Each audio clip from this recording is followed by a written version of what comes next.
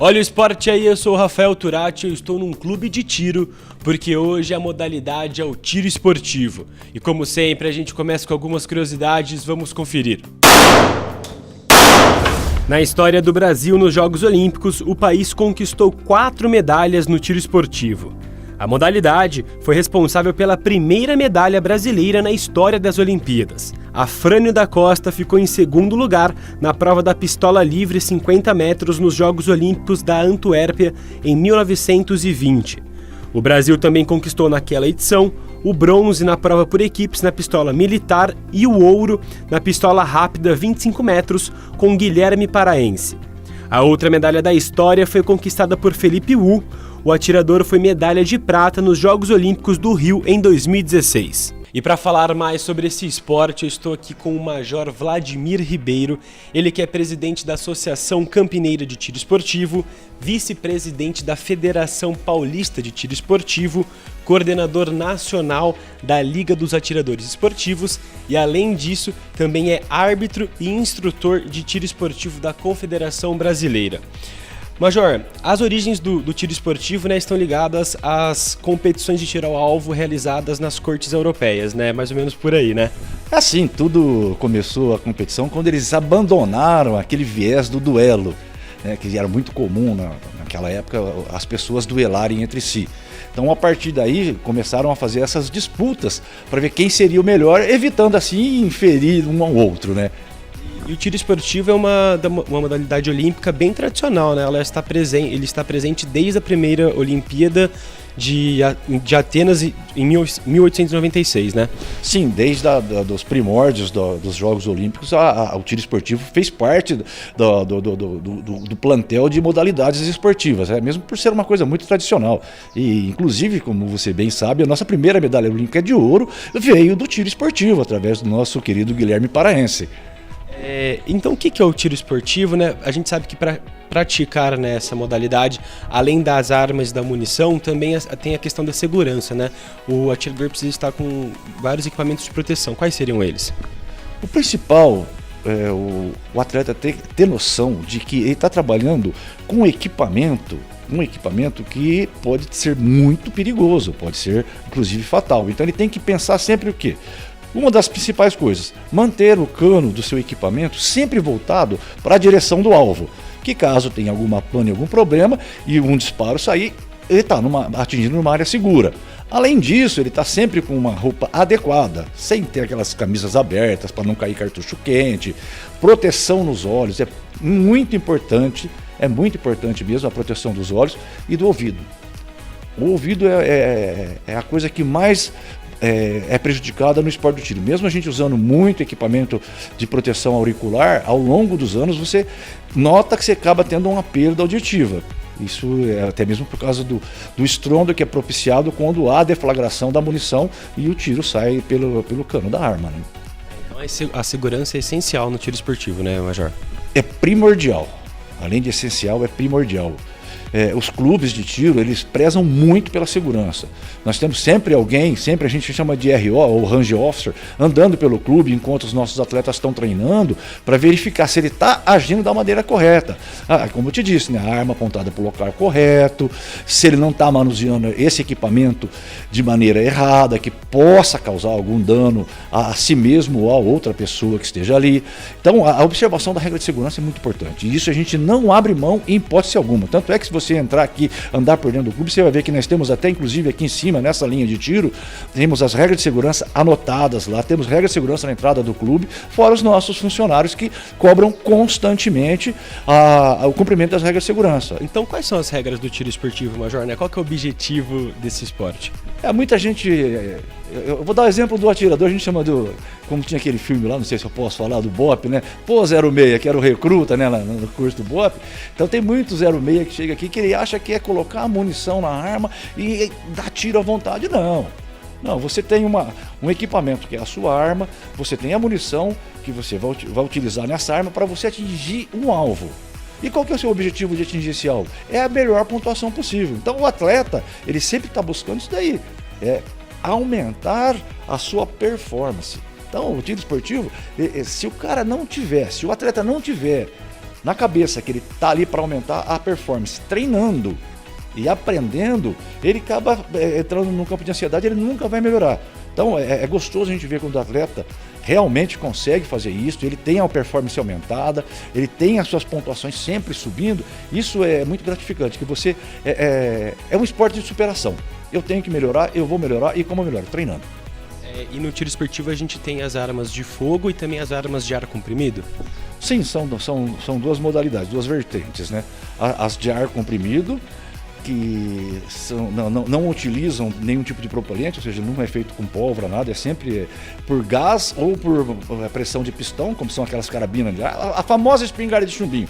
Existe competição exclusiva para esse tipo de carabina, muito feita por crianças. Tivemos até um revés recentemente, com a edição das novas leis aí, que se tornou proibido o uso de carabina de ar.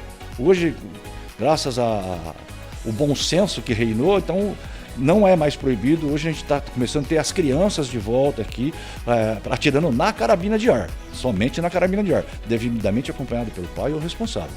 Tem idade para começar no tiro esportivo, né? Qualquer pessoa pode começar a praticar o tiro esportivo. Como que seria isso, Major?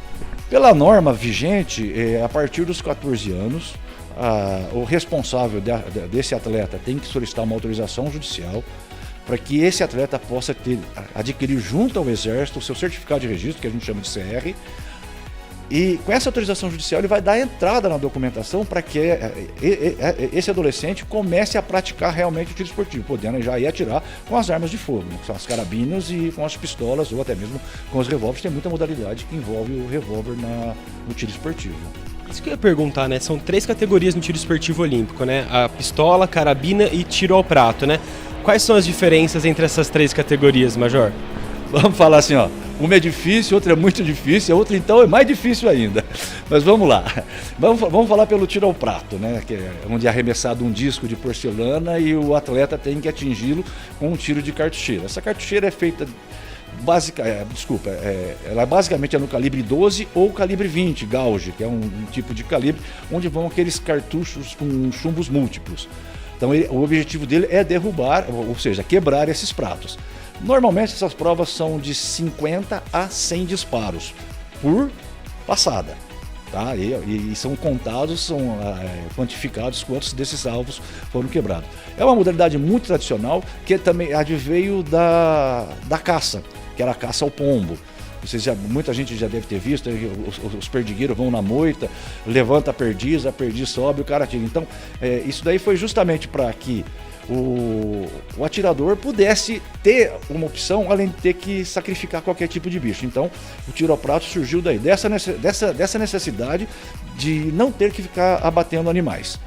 Já o tiro de arma curta, de pistolas, ou até mesmo de revólveres, mas na Olimpíada somente pistola, ela vem, desde como você falou no começo aqui da nossa matéria aqui,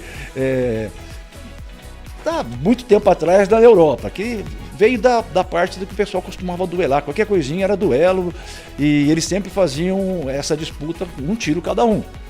Tanto é que se você vê nas modalidades hoje de pistola, tanto que quer seja a pistola de fogo quanto a pistola de ar, eles atiram de lado. Porque na época do duelo, eles costumavam ficar de lado para diminuir a silhueta. E isso acabou se provando ser uma excelente posição para que você tenha uma boa performance no disparo. Já as carabinas, nós temos já a carabina de ar, só que na Olimpíada não são essas carabinas como a gente vê normalmente, que vende em qualquer loja aí que você compra, qualquer pessoa pode comprar. Elas são feitas de ar, elas são munidas com tubo de ar à base de CO2 que dá a pressão correta para o chumbinho. Na carabina de fogo mesmo, os alvos são colocados a 50 metros e não tem nenhuma marcação, é simplesmente uma bola preta. O atleta ele tem que ter uma boa memória física para ele acertar o centro. É tudo computadorizado, onde vão saindo os resultados. Nas armas curtas, de fogo, é 25 metros. Também o alvo é mais ou menos igual. Já nas carabinas de ar, as distâncias são todas a 10 metros. A carabina tem um diferencial da pistola, né? Que a carabina você atira com as 2 mãos, já a pistola com uma só, né, Major? Esse fato, vou até fazer a posição aqui de atirar só com uma mão, com a outra apoiada, a mão no bolso, como eu falei para você, vem tradicionalmente da época dos duelos. Não há proibição que você atire com as 2 mãos. Nas modalidades nacionais, estaduais, raramente você vê, a não ser essas daí que são modalidades olímpicas, é o pessoal que já treina somente para atirar com uma mão. Mas você atirar com as duas mãos não há impedimento algum, tá ok? Nas Olimpíadas, né, são 6 modalidades para as mulheres e 6 para os homens, né? Todas as modalidades que os homens fazem, existe uma modalidade para as mulheres. Inclusive tem uma que a gente chama de categoria mista, que a equipe é formada por homem e por mulher. Então, o que os homens fazem, as mulheres fazem, até mesmo por causa de um critério de igualdade, né? A gente não pode diferenciar homens e mulheres, totalmente antiético, no meu entender. Cada prova, ela tem uma característica própria. Então, tem uma modalidade que chama duelo 20. E o que é o duelo 20? O atleta tem que efetuar 20 disparos, dividido em 4 passadas de 5 tiros cada uma. E o tempo dessa passada de 5 tiros é 20 segundos. Então ele vai estar no posto dele com a arma em segurança, o alvo vai estar fechado, o alvo vai abrir, ele tem que subir a arma, fazer a visada, efetuar 5 tiros em 20 segundos. Que automaticamente, aos 20 segundos, o alvo vai se fechar e não vai conseguir atirar mais. Entendeu? Então, muitas modalidades são diferentes. Por exemplo, nós temos uma modalidade de carabina, que é 50 metros. Carabina, 3 posições. São 20 tiros em pé, 20 tiros ajoelhados e 20 tiros deitados. É uma prova que demora, no mínimo, 1 hora. E é uma modalidade olímpica. Tá? Então, vamos dizer assim, o termo mais engraçado que ninguém conhece. Cada tanda é dividido em 4 séries. Ou cada série é dividida em 4 passadas, entendeu? Depende muito da modalidade, mas basicamente modalidade de você fazer uma série completa, vamos falar assim da modalidade, da categoria do rifle internacional. Nós temos uma modalidade que chama bench rest.